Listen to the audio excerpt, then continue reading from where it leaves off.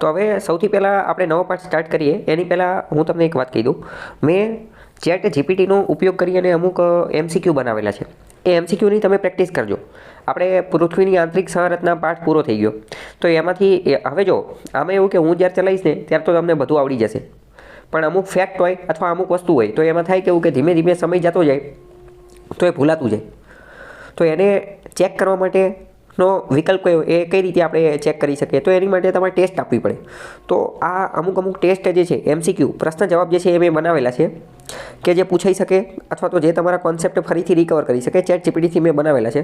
તમે એકવાર એના આન્સર જવાબ જે છે આપવાની કોશિશ કરજો. બરાબર?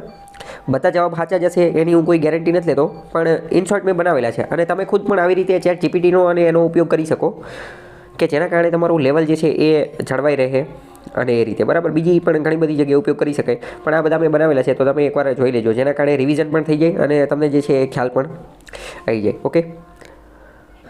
તમારે તમારા બીજા કોઈ સબ્જેક્ટ માટે આવા MCQ બનાવવા હોય તો પણ તમે બનાવી શકો છો, કારણ કે પરીક્ષામાં જો તમને સૌથી વધુ કોઈ મહત્ત્વનું યોગદાન આપતું હોય તો એ MCQ જ છે. જેટલી તમે વધુ પ્રેક્ટિસ કરશો એટલા તમે જે છે એ સફળ થશો. વિધાનવાળા વાક્ય અને ઓલું પેલું એ રીતના બધા તમે તમારી રીતે જે છે બનાવી શકશો. બાકી આમાં તમે ઓપન કરીને તમને ખ્યાલ આવી જશે કે કઈ રીતના બનાવેલા છે, શું ઓલું પેલું.